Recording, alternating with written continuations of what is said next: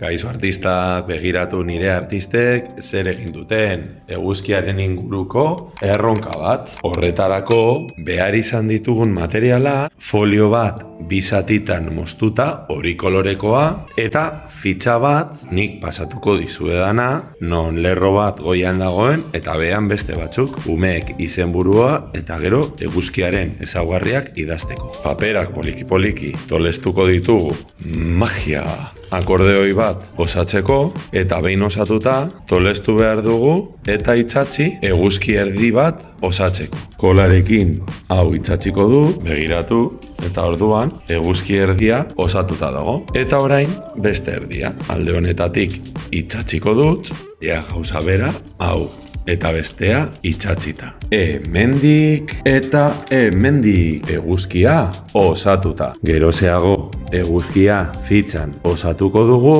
eta izenburua kokatuko dugu. Bukatzeko ezaugarri nagusiak idatziko ditugu eta gure eguzkia eginda daukagu.